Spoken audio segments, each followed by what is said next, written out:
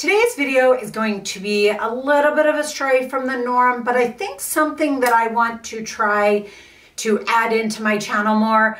Let's call it life updates. Let's call it real talk. We can call it chit-chatting, sitting down and just being real. This year in January, I turned 50, which I don't know, I wasn't worried about. I wasn't upset about.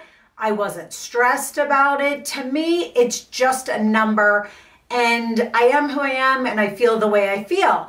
But with that being said, I will say there are definitely things that I think are kind of skirted around a lot and not talked about a lot for us as women as we are getting older, as we go through our 40s and through our 50s. For the last 10 years, my channel has been focusing on over 40 and not being your typical size 0 that we're seeing online, more so on Instagram than here on YouTube.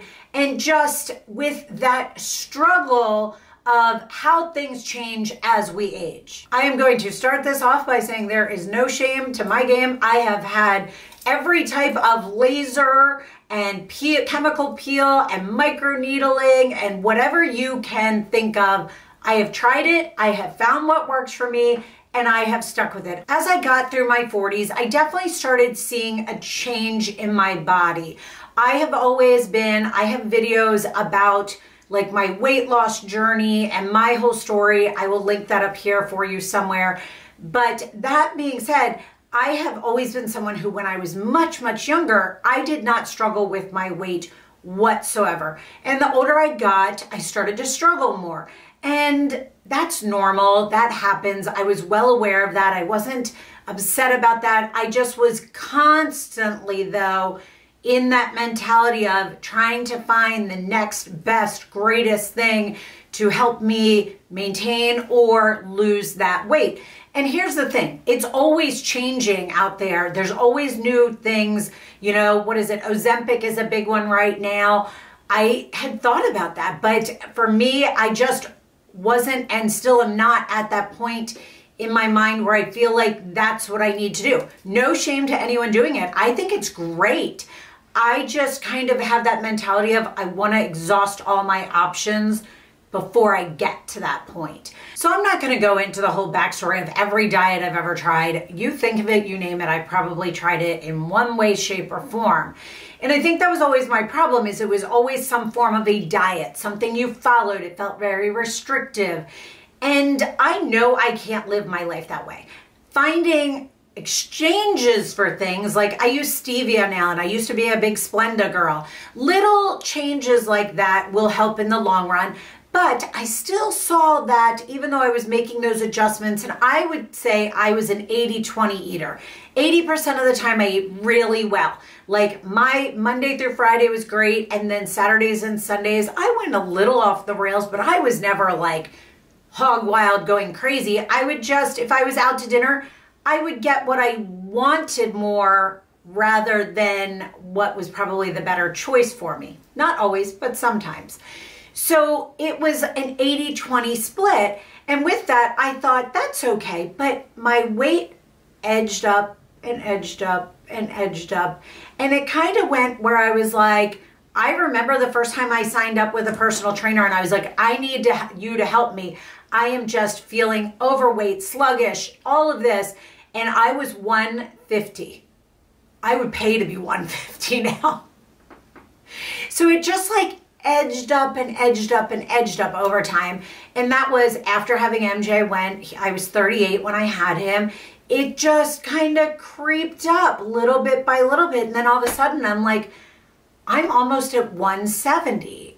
And I think that was a little bit of a light bulb moment for me, because I was like, I know for my wedding, I had done Weight Watchers and I was at 135, and I hit that 135 mark right before our wedding, and then I held on to it right about until when I found out I was pregnant.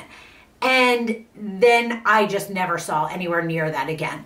And with that, I was, as I mentioned, always just trying to find the next thing. Now, on top of that, within the last, probably since before COVID, I kind of started to struggle here and there, little bits of perimenopause, which is before menopause. And I would have like some hot flashes. I would get night sweats. I was a little bit of brain fog. I definitely had the weight gain. Just little things popping up here and there. And so I started noticing those, and they gradually changed and added on and got different through, that was probably what, 5 years ago now, I guess, through now. And I recently had started reading a book. I actually just went and grabbed it. It is from a doctor. Her name is Marie Claire Harvard, and it is The New Menopause. And I had been reading about it, and I had heard about and known about HRT, which is hormone replacement therapy, for quite some time. And so I had my yearly appointment with my GYN, and I said to her, I was like, what are your thoughts on this? I am just thinking this might be something that is good for me because of all of these symptoms that I am starting to experience and have been experiencing for quite a few years. And she agreed. And so with that, she put me on a estrogen patch and then a progesterone pill. She said she looked at my blood work. I didn't need any testosterone at this point. However, she is going to reevaluate that, and we will see how that goes. Now, that was only a week ago, so I really can't give you any information about that, but I wanted to give you the update of that. I will say the only thing I've truly noticed as of thus far is that I feel more motivated, and that might be all mental. Trust me, it might be. But I've definitely felt more motivated. Now, last year, I do remember, it was around Mother's Day, I was like, I am going to get on track with my health before I'm 50, right? I wanted to lose weight. That was the main thing, but I also wanted to get healthier. And so with that, I started doing, you guys have heard me talk about this before, a at-home subscription service called Evlo. Back in the day when I started it, I think it was Levo. I don't know, it was different letters. Now it's Evlo. And I don't know, I think it's like $45, $49 a month I pay. And it's 5 days a week, 30 minutes, and it is strength training. You can add on cardio and all of those things. But I also was told that I should start walking more. And I remember being in May and thinking to myself, it's getting to be summertime. I'm going to be sitting on the beach. I am not going to be able to get in. They were like, just do 30 minutes a day. And I was like, I am not going to be able to do that. And I, a few years ago, had an Apple Watch, gave up on that. So I was like, I'm not going to have any idea. And they were like, just do 30 minutes. And I was like, okay. And that was when I had worked with a woman who specialized in kind of your diet and your hormones and how foods affected you. But I didn't have any dairy intolerances. I didn't have any red meat intolerances. I didn't have any of the intolerances that she thought should have been affecting me.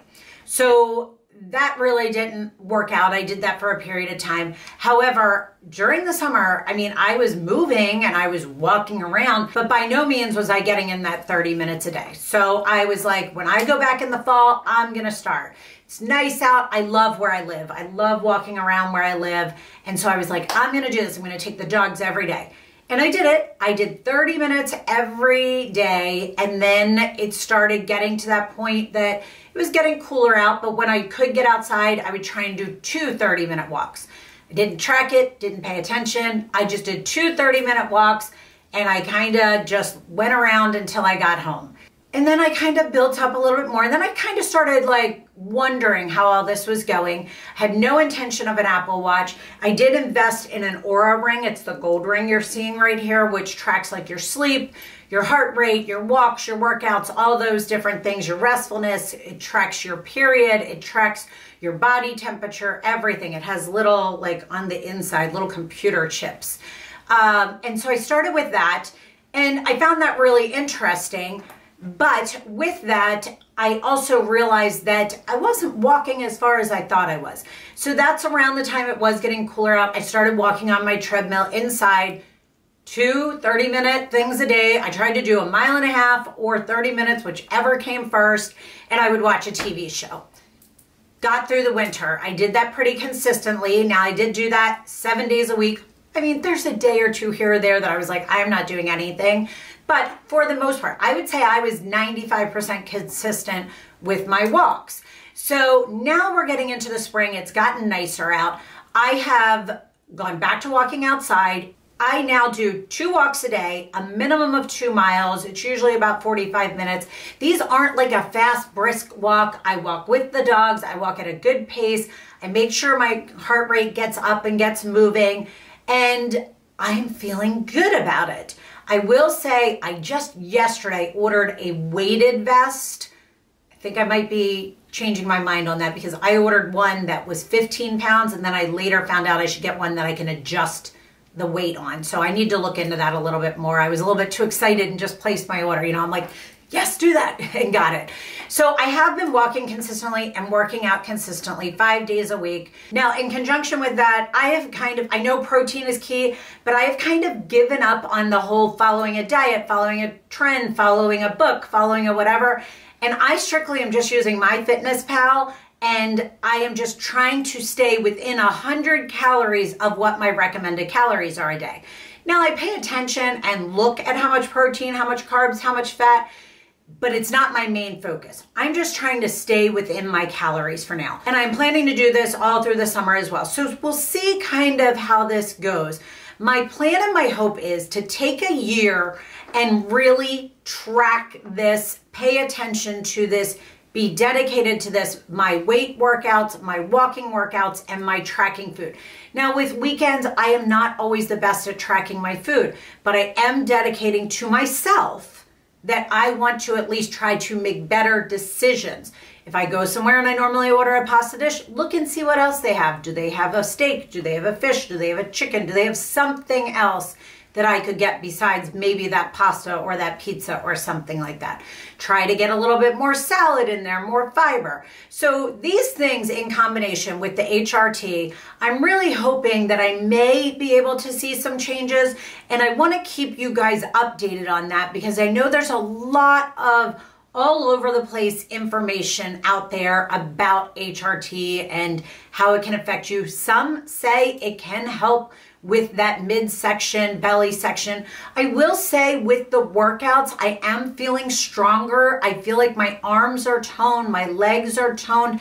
It's mostly in the middle section, which does tend to be a symptom of perimenopause or menopause. I will mention the same woman that wrote this book. However, also this book is more specifically about menopause and HRT and things you can do. But she also wrote a diet, I think it's called like the Galveston diet or something along that line. However, it's an anti-inflammation diet. It's pulling things out. And I get it. All of those things are good for me, but I think I really need to get within those calories and then I will maybe start to wean some things out. If I restrict too much, I always go back. So who knows? Here's hoping this works out, but that's kind of where I'm at as far as all of those things, my hormones, all of that. I also made the decision. So a while ago, I had cut my hair. I'd say probably 1.5 inches shorter than it is now.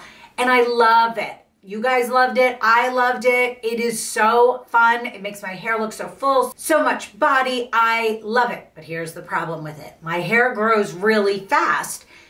And with that, if I wanted to keep that length, I was going to have to cut it like every 4 weeks.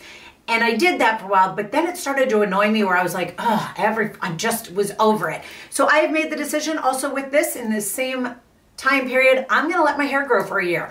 I mean, I'll get trims and get my highlights and things like that, but we'll kind of see where it falls after a year. So I'm really going to take this turning 50 and turn it into a positive. And I think that's the key. It doesn't have to be a negative. It can be a positive thing. It can be a new beginning. It can be that thing that sparks your interest and your desire, your own desire, not what someone else thinks or sees, to do what feels right for you and what motivates you. And that's just what I'm feeling right now. Now, a lot of this, I will say too, through the winter, because I was at my higher weight, I was not very inspired on YouTube, on Instagram. I've been doing capsule wardrobes, which have been making things way easier when I do get dressed, but I wasn't very inspired to get dressed. We've all been there, right? And it truly was just every day I got up, I threw on a pair of leggings, some sort of t-shirt and some sort of sweatshirt because I was working out, and then I was walking, then I was doing some work stuff, then I was doing another walk, and I just didn't feel the desire, the interest, or feel good in my own body to really stop, change, and like do a reel or do a video for Instagram, which is much more daily content that I have to keep up with. And I am going to touch base on that in a minute too. But I just didn't in my gut have that desire. And I was like, that's not what I want to do. I don't want to get on here to help people both on YouTube and through Instagram and do it and not feel good about myself, because that's not going to make someone else feel good either. I know in person that conveys through a lot, right? If you're kind of just not in that energy mode, that is going to convey in kind of your personality. I try to pride myself on being upbeat and happy, but sometimes we all just have that time frame where it's just something isn't all right. And that definitely was my winter this year. A lot of that being the boys skied every weekend. So during the week, I was in those leggings and t-shirts. And then on the weekends, when they went skiing, I like to stay home and just have chill time to myself. But with that, I was putting on the same type of leggings, t-shirt, sweatshirt because I was just laying around. No one was home. And when they got back, we just went somewhere quick and casual to grab a bite to eat. So I wasn't getting dressed up. I wasn't going for those dinners quite as often, which that wasn't the reason I was in the slump. I was more in the slump because I just didn't feel like myself. And that's what I want my 50s to be. I want to feel like myself again. And I'm hoping that I'm finding the right things that are on track for that. Now, I will also say with that timing and this winter and kind of like, I guess, having more me time to myself, which is the first time in, MJ's going to be 12 that's happened. However, I got to catch up on all my reality TV. I am a reality TV crazy person. Like, I watch all of them. I love them. Bravo is my channel, but I love reality TV.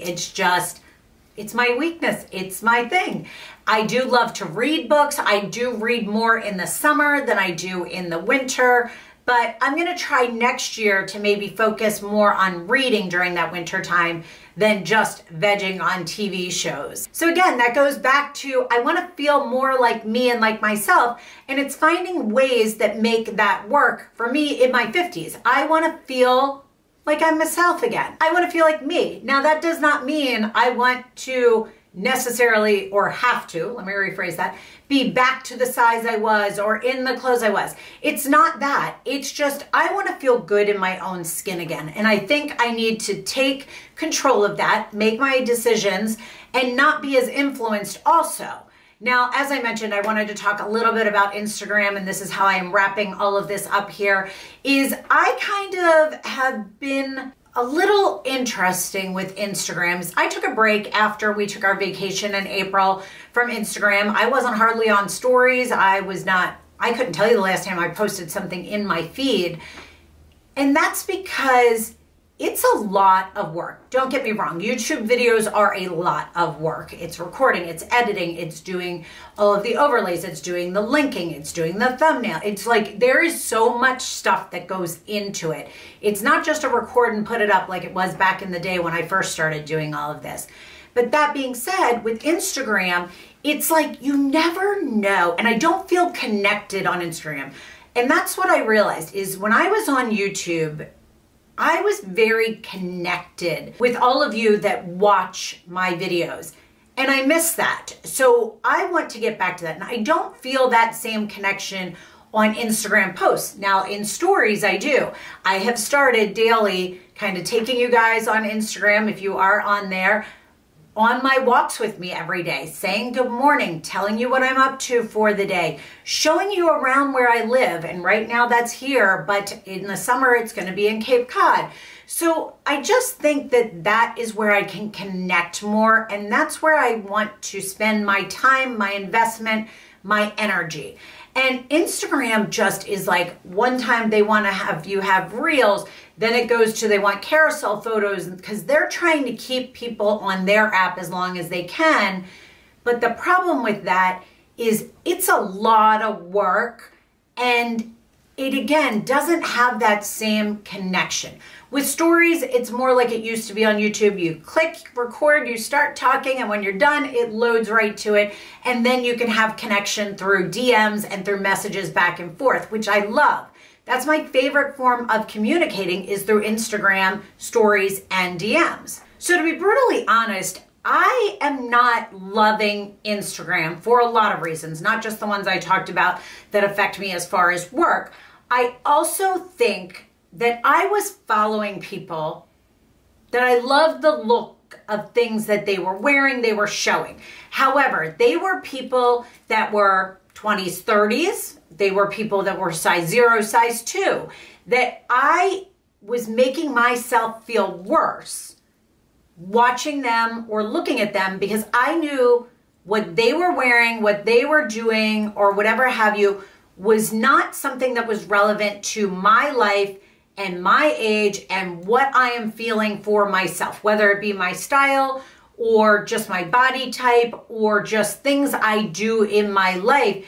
And I was like, why am I following these people that don't really inspire me or inspire joy in me, even more than just inspiring me? I had gotten to this period where I kind of really hated consuming content from other people, and that's not where I want to be. I want to kind of surround myself with things that make me happy and make me feel good. And by doing that, by, you know, following someone that, although they may have an amazing page, but if they're 5'2" and a size 0 and they're 25 years old, you know, that doesn't have anything that then sparks kind of joy for me. It sometimes does the opposite. I see that and I go, oh, I can't wear that, or that wouldn't look the same on me. And so I have made the decision and kind of gone through and cleared out my Instagram and only really followed people that I connect with, that I feel kind of joy when I see their stuff, that make me smile. It can be something dumb like a puppy page, or it can be something that is informative, like the woman whose book I got. I follow her because she does give good tips on things that can help you with menopause.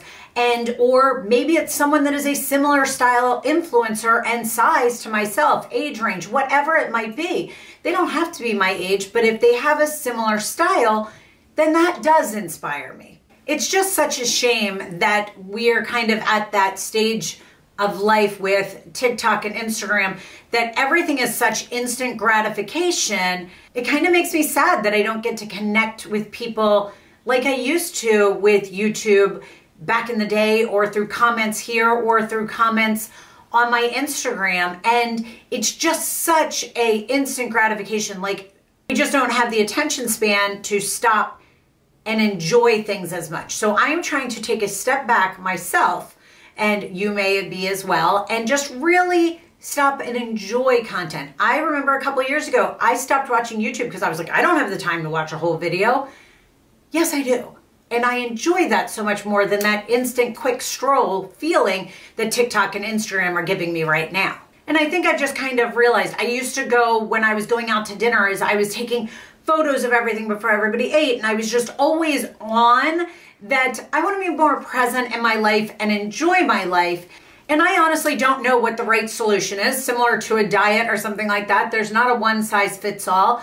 I have to find what works for me. You have to find what works for you. But I just wanted to do this video to give you guys an update on my life, what I'm going through right now as I'm turning 50, some thoughts I've been having on social media, and just, I want you, as well as myself, to get back to really being present in our lives and enjoying our lives.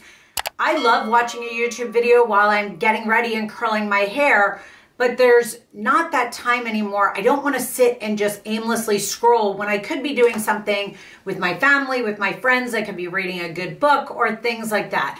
And I just really want to get back to that. So if you are on that same page as me and kind of feeling these things, whether you're the same age as me or not, I would love to hear from you down in the comments. I would love to hear what you're going through. I would love to connect again with all of you. So if you have a moment or feel inclined, please leave a comment down below so we can start chatting and get to know each other back like we used to. So I hope you guys enjoyed this video and this little update, and I hope you have a great weekend.